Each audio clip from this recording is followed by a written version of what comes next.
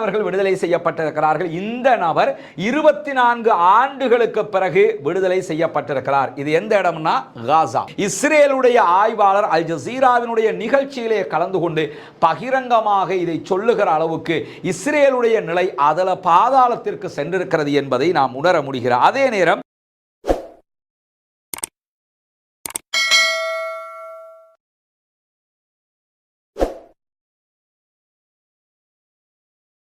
அஸ்ஸலாமு அலைக்கும் வரஹ்மத்துல்லாஹி வபரகாத்துஹு. பேரன்பிற்கினிய சகோதர சகோதரிகளை நம் அனைவர் மீதும் ஏக இறைவனுடைய அமைதியும் கருணையும் உண்டாகட்டுமாக என்கிற உயரிய பிரார்த்தனைகளோடு காசாவிலே சீஸ் ஃபயர் யுத்த நிறுத்தம் ஏற்பட்டு 13வது நாளிலே என்னவெல்லாம் நடந்திருக்கிறது, அடுத்ததாக நடப்பதற்கு எதுவெல்லாம் திட்டமிடப்பட்டிருக்கிறது என்கிற செய்திகளைத்தான் இன்றைக்கும் நாம் பார்க்க இருக்கிறோம். இன்றைய செய்தியை பொறுத்தவரையில் நிறைய பேர் எதிர்பார்ப்போடு காத்திருக்கக்கூடிய ஒரு முக்கியமான செய்தி தொடர்பான விவரங்களை இன்றைக்கு நாம் பார்க்க இருக்கிறோம். பாலஸ்தீன விடுதலை அமைப்பு இந்த யுத்தத்திலே தாங்கள் இழந்ததாக கூறப்படுகிற தளபதிகள் யார் என்கிற விவரங்களை நேற்றைய தினம் வெளியிட்டிருக்கிறார்கள். அந்த தளபதிகளுடைய விவரங்கள் என்ன என்பதை பார்ப்பதற்கு முன்பதாக இன்றைக்கு நடந்திருக்கக்கூடிய இன்னும் சில முக்கியமான விவகாரங்களை ஆரம்பமாக நாம் பார்க்க இருக்கிறோம். இன்றைக்கு வெளியாகி இருக்கக்கூடிய தகவல்கள் பிரகாரம் காசாவிலே நடத்திய இஸ்ரேலிய ஆக்கிரமிப்பினுடைய இந்த தொடர் தாக்குதல்கள் 1.5 ஆண்டுகளாக நீடித்த தாக்குதல்கள் தோல்வி அடைந்து விட்டது என்பது மிக தெளிவாக இஸ்ரேலிய மக்களால் புரிந்து கொள்ளப்பட்டிருக்கிறது என்கிறார் ஓரி கோல்பெர்க் என்கிற இஸ்ரேலுடைய அரசியல் ஆய்வாளர். இஸ்ரேலுடைய அரசியல் ஆய்வாளர் அல் ஜசீராவுக்கு வழங்கியிருக்கக்கூடிய பேட்டியில் சொல்லியிருக்கக்கூடிய செய்திகளை என்னவென்று சொன்னால், இந்த யுத்தம் என்பது மொத்தமான தோல்வியாகத்தான் இஸ்ரேலிய மக்களால் பார்க்கப்படுகிறது. இந்த போர் அவர்கள் நினைத்த எதையுமே சாதிக்க முடியாமல் போய்விட்டது. காசாவுக்குள் நுழைவோம், பாலஸ்தீன போராளிகளை அழிப்போம், எங்கள் பணைய கைதிகளை மீட்டுக் கொண்டு வருவோம் என்றெல்லாம் விட்ட சவால்கள் அத்தனையுமே புஷ்வானமாக போயிருக்கிறது. எதுவுமே எடுபடவில்லை.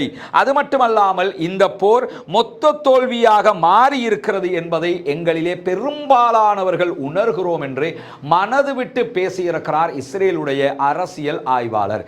இந்த செய்தி நம்ம பார்க்கும்போது ஒன்று தெரிஞ்சுக்கிறங்க, இஸ்ரேலுக்குள்ள அல் ஜசீரா செயல்பட முடியாது, தடை விதிக்கப்பட்டிருக்கிறது. அப்படி இருந்தும் இஸ்ரேலுடைய ஆய்வாளர் அல் ஜசீராவினுடைய நிகழ்ச்சியிலே கலந்து கொண்டு பகிரங்கமாக இதை சொல்லுகிற அளவுக்கு இஸ்ரேலுடைய நிலை அதல பாதாளத்திற்கு சென்றிருக்கிறது என்பதை நாம் உணர முடிகிறது. அதே நேரம் இன்றைக்கு அமெரிக்காவினுடைய ஜனாதிபதி டொனால்ட் ட்ரம்ப் வெளியிட்டிருக்கக்கூடிய ஒரு கருத்து பாரிய சர்ச்சைக்குரிய கருத்தாக மாறி இருக்குது. ட்ரம்பை பொறுத்தவரையில் நம்ம வளமல சொல்லுகிற ஒரு விஷயம் தான், அந்த என்ன பேசுறாருங்கிறத செய்வார் என்று எதிர்பார்க்க முடியாது, என்ன செய்ய போறாருங்கிறத பேசுவாருங்கிறத எதிர்பார்க்க முடியாது.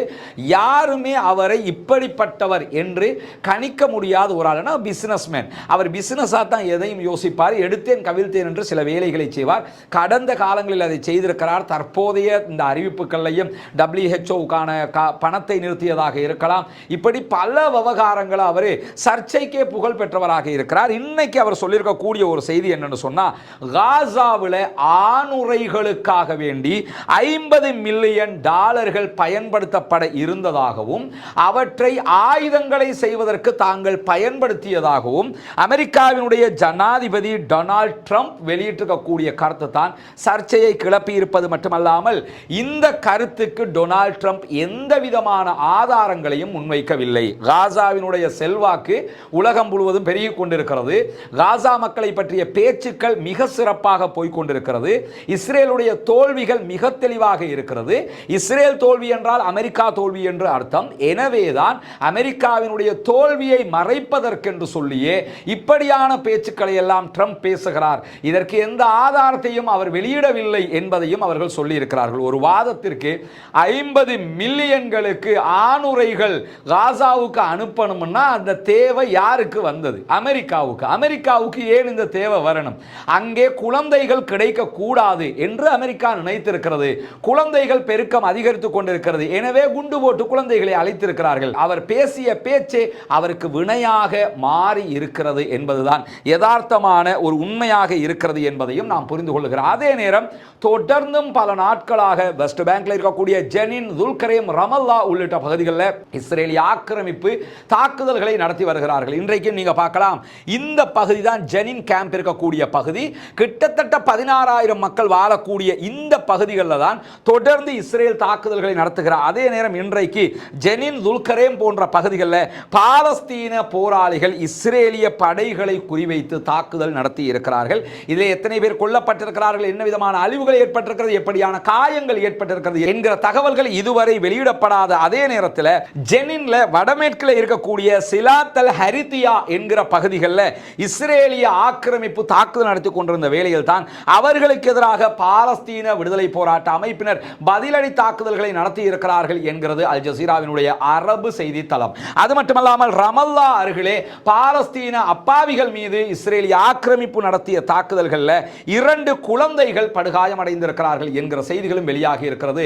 காசாவில் தோல்விக்கு மேல் தோல்வியை தழுவியவர்கள் ஒன்னுக்கும் உதவாத ஒரு படை என்று சொல்லக்கூடிய இந்த ஃபத்தாஹினுடைய ஆட்கள் இருக்கக்கூடிய ஏரியாவில் வந்து அப்பாவி மக்களை அழிக்கக்கூடிய காரியங்களில் ஈடுபட்டு வருகிறார்கள் என்பதை நாம் இந்த இடத்திலே கவனிக்கிற அதே நேரம் நேற்றைய தினம் விடுதலை செய்யப்பட்ட பாலஸ்தீன மக்களில் பல முக்கியமானவர்கள் விடுதலை செய்யப்பட்டிருக்கிறார்கள். இந்த நபர் 24 ஆண்டுகளுக்கு பிறகு விடுதலை செய்யப்பட்டிருக்கிறார். இது எந்த இடம்னா காசா.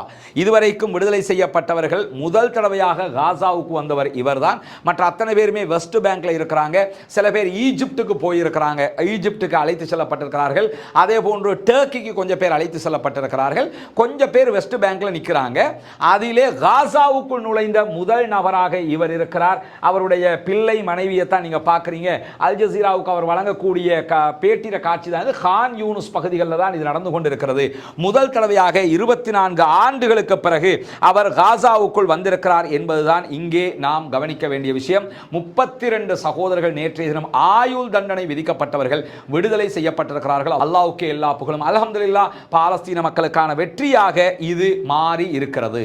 இதே நேரம் நாளைய தினம் பாலஸ்தீனத்திலே சிறைப்பிடிக்கப்பட்டிருக்கக்கூடிய பணைய கைதிகளாக இருக்கக்கூடியவர்கள் மேலும் 3 பேரை பாலஸ்தீன விடுதலை அமைப்பினர் விடுதலை செய்ய இருக்கிறார்கள். அவர்களுடைய பட்டியலையும் இஸ்ரேலுக்கு அவர்கள் வழங்கி இருக்கிற அதே நேரம் நாளை எந்த இடத்திலே அவர்கள் விடுதலை செய்ய போகிறார்கள் என்கிற கேள்வி மிக முக்கியமாக எழுந்திருக்கிறது. என்னன்னா ஒவ்வொரு நாளும் வெரி டிஃபரண்டாக அவங்க இந்த விடுதலைகளை செய்து வருகிறார்கள். நாளை எந்த இடத்தில் இந்த கைதிகளை கொண்டு வந்து ஒப்படைக்க போகிறார்கள் என்கிற கேள்வி தற்போது மும்முரமாக எழுந்திருக்கிறார். அதே நேரம் அந்த செய்திகளை இதுவரைக்கும் பாலஸ்தீன விடுதலை போராளிகள் வெளியிடவில்லை. இப்படியான நிலையில இன்றைக்கு இஸ்ரேலுக்குள்ளே இஸ்ரேலுடைய மேரிவ் செய்தித்தாள் ஒரு புள்ளி விவரத்தை எடுத்திருக்கிறது, கருத்து கணிப்பை எடுத்திருக்கிறார்கள்.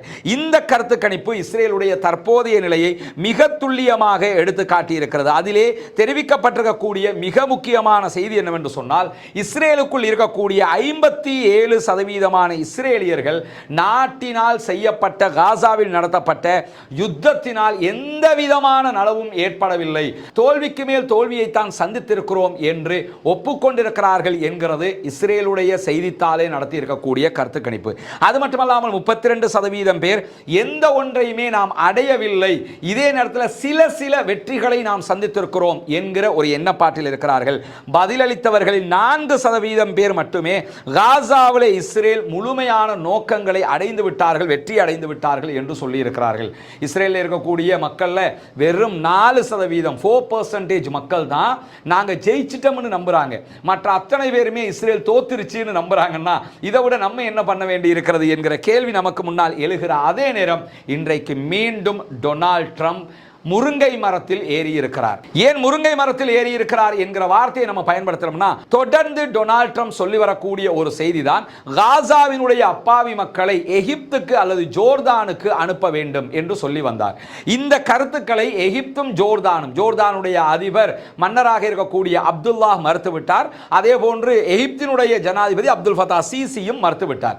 இதைத் தொடர்ந்து அமெரிக்காவுக்கான இஸ்ரேலிய தூதர் ஜெருசலம் போஸ்டுக்கு வழங்கியிருந்த பேட்டியில் என்ன சொல்லியிருந்தாருன்னா, இவர்களை அமெரிக்கா எப்படியுமே இந்த 2 நாடுகளுக்கும் நாடு கடத்தும், 2 நாட்டுக்கும் அனுப்பி வச்சிருவாங்க, அது ஏன் அனுப்பணும் என்று சொல்லி ஜெருசலம் போஸ்ட் கேட்கும்போது நிறைய அமெரிக்கா இந்த 2 நாட்டுக்கும் அள்ளி கொடுத்துக்கிட்டு இருக்குது, அமெரிக்கா சொன்னா அவங்க கேட்கத்தான் வேணும் என்கிற கருத்தையும் அமெரிக்காவுக்கான இஸ்ரேலுடைய தூதர் 2 நாட்களுக்கு முன்பதாக சொல்லியிருந்தார். நம்முடைய வீடியோலையும் அதை நம்ம சொல்லியிருந்தோம்.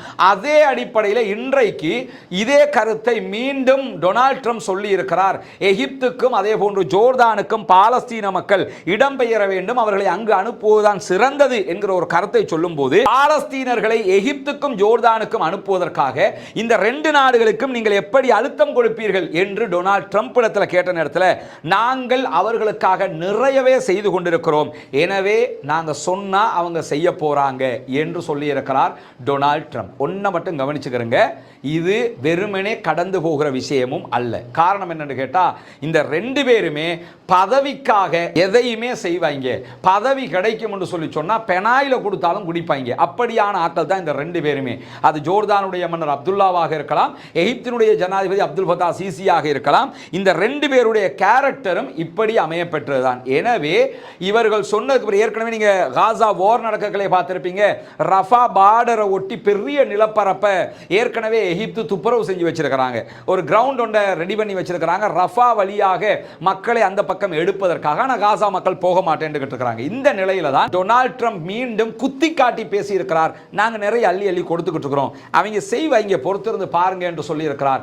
எது எப்படி போனாலும் இது கனவிலும் நடக்காத காரியம் என்பதை பாலஸ்தீன விடுதலை அமைப்பினர் இன்றைக்கு சொல்லியிருக்கக்கூடிய செய்திகளையும் நாம் பார்க்க முடிகிறது. அதே போன்று இன்றைக்கு லெபனானிலே யுத்த நிறுத்தத்தை மீறி இஸ்ரேலிய ஆக்கிரமிப்பு நடத்தி இருக்கக்கூடிய வான்வழி தாக்குதல்களில் 2 பேர் கொல்லப்பட்டிருக்கிறார்கள். அதே போன்று 10 பேர் படுகாயம் அடைந்திருக்கிறார்கள் என்கிற செய்திகளும் வெளியாகி இருக்கக்கூடிய நேரத்தில் தான் இன்றைக்கு வெளியாகி இருக்கக்கூடிய மிக முக்கியமான செய்தி என்னன்னு கேட்டா, பாலஸ்தீன விடுதலை அமைப்பினுடைய ஊடக பேச்சாளர் நேற்றைய தினம் வெளியிட்ட அறிக்கை தான் பாலஸ்தீன ராணுவ பிரிவினுடைய ராணுவ பிரிவை உருவாக்குனர்களில் ஒருவராகவும் அக்டோபர் 7ஆம் தேதிய தாக்குதல்களை யஹ்யா சின்வாரோடு இணைந்து திட்டமிட்டவர்களில் ஒருவருமாக இருந்த பாலஸ்தீன விடுதலை ராணுவத்தினுடைய ஸ்தாபக தளபதியாக செயல்பட்ட முகமது லைஃப் அவர்கள் கொல்லப்பட்டு விட்டார், ஷஹீதாகி விட்டார் என்கிற செய்திகளை இன்றைக்கு பாலஸ்தீன விடுதலை அமைப்பினர் ஒப்புக்கொண்டிருக்கிறார்கள். கடந்த ஜூலை மாதம் முகமது லைஃபை நாங்கள் கொன்றுவிட்டோம் என்று சொல்லி இஸ்ரேல் அறிவித்திருந்த நிலையில் பாலஸ்தீன விடுதலை அமைப்பினுடைய அரசியல் பிரிவு தோஹா கத்தாரில் இருந்து என்ன சொன்னாங்கன்னா, எங்களால் அதை உறுதிப்படுத்த முடியவில்லை என்று சொல்லி இருந்தார்கள். இன்றைக்கு அபு உபைதா அவர்கள் அவர் கொல்லப்பட்டு விட்டார், ஷஹீதாகி விட்டார், வரலாற்றில் முகமது லைஃப் இடம் பிடிப்பார், முகமது லைஃப் இல்லாத பாலஸ்தீன வரலாறு இருக்க முடியாது என்கிற செய்திகளை இன்றைக்கு அவர் மிக தெளிவாக அறிவித்திருக்கக்கூடிய காட்சிகள் வெளியாகி இருக்கிறது. கிட்டத்தட்ட 30 ஆண்டுகளுக்கு மேலாக இஸ்ரேலிய எதிரிகளை சோர்வில்லாமல் வேட்டையாடியவர், அவர்களுக்கு எதிராக மிகப்பெரிய தாக்குதல்களை யுத்தங்களை நடத்தியவர் தான் முகமது லைஃப் என்கிற செய்திகளையும் இன்றைக்கு அபு உபைதா அவர்கள் பதிவு செய்திருக்கிறார். 1990களில் பாலஸ்தீன விடுதலை ராணுவத்தை உருவாக்கி இருந்தார் முகமது லைஃப் அவர்கள். அது மட்டுமல்லாமல் இந்த அக்டோபர் 7ஆம் தேதி தாக்குதலை அவர் திட்டமிடுகிற காட்சிகள் எல்லாம் ஏற்கனவே வெளியாகி அந்த வீடியோ நம்ம போட போய் தான் நம்ம 2வது சேனலையும் சேர்த்து இப்போ தூக்கி விட்டுருக்காங்க. அதை காரணம் காட்டி பார்த்தீங்களா என்று சொல்லி தூக்கி விட்டுருக்காங்க. எனவே அதை பற்றி நம்ம இதில் பேச முடியாது. அந்த வீடியோ நம்முடைய டெலிகிராம் சேனலில் தனியாக ஏற்றி இருக்கிறோம், பார்க்காதவர்கள் அதில் போய் பார்த்துக் கொள்ள முடியும். அது மட்டுமல்லாமல் 20 ஆண்டுகளுக்கு மேலாக பாலஸ்தீன விடுதலை அமைப்பை தனித்தளபதியாக நின்று வழிநடத்தியவர் தான் முகமது லைஃப் அவர்கள். பாலஸ்தீன விடுதலை ராணுவத்தினுடைய சுரங்கப்பாதை வலையமைப்பை மொத்தமாக உருவாக்குகிற திட்டமும் இவருக்குரியது என்றும், பாலஸ்தீன விடுதலை அமைப்பில் குண்டுகளை தயாரிப்பது, ஆயுதங்களை தயாரிப்பது என்று பல அந்த துறையில் இருக்கக்கூடிய பல என்ஜினியர்களை உருவாக்கிய திறமையும் முகமது லைஃப் அவர்களை தான் சாரும் என்றும், யுத்த தந்திரத்தில் மிக உச்சகட்டத்தில் இருந்த ஒரு மாபெரும் தளபதி தான் முகமது லைஃப் என்கிற செய்திகளும் இன்றைக்கு வெளியாகி இருக்கிறது. உண்மையிலேயே இதுவும் தவிர்க்க முடியாத, ஏற்றுக்கொள்ள முடியாத, மனது பொறுத்துக்கொள்ள முடியாத ஒரு மாபெரும் இழப்பு என்பதிலே எந்த மாற்று கருத்தும் இல்லை. ஆனால் பாலஸ்தீன விடுதலை அமைப்பினர் ஜூலை மாதம் இந்த அறிவிப்பை ஒத்துக்கொள்ளவில்லை, இப்பொழுதுதான் ஒப்புக்கொண்டிருக்கிறார்கள். அதற்கான 2 காரணங்கள் இருக்கலாம். ஒன்று, உண்மையாகவே இந்த யுத்தத்துக்கு நடுவிலே அவர் கொல்லப்பட்டு விட்டாரா இல்லையா என்கிற தகவல்களை அவர்கள் பெற்றுக்கொள்வதில் ஒரு சிரமம் இருந்தது. இரண்டாவது, ஒரு யுத்த தந்திரமாக கூட அதை அவர்கள் கையாண்டிருக்கலாம். தலைவர்களுடைய இழப்புகள் பாலஸ்தீன மக்களுக்கு ஒரு பின்னடைவாக மனது ரீதியிலான ஒரு வீழ்ச்சியை கொடுத்துவிடக் கூடாது என்பதற்காக அவர்கள் மறைத்திருக்கலாம்.